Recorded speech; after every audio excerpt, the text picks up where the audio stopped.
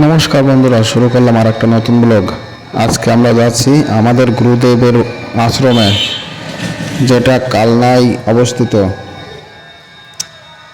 তোমরা দেখতে থাকো। আমার গুরুদেবের আশ্রমে আমরা যাব। এখন চলছি রাস্তা দিয়ে গুরুদেবের আশ্রমে যাওয়ার পথে।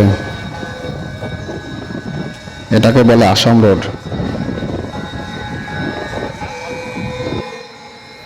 এখন আমরা গাড়িতে তেল ভরবো, তাই পেট্রোল পাম্পে ঢুকছি।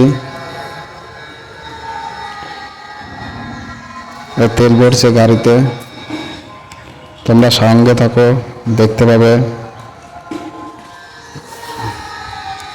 তেল ভরা কমপ্লিট, এবার রওনা হলাম আশ্রমের দিকে।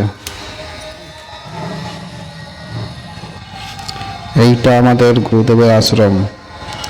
এটা কালনায় আশ্রম পাড়া, শ্রী শ্রী নরোত্তম ব্রজবাসী। আমি বাসুদেব সরকার, ওটা আমার মা, ওদিকে আমার স্ত্রী। তোমরা দেখতে থাকো কত সুন্দর আশ্রম।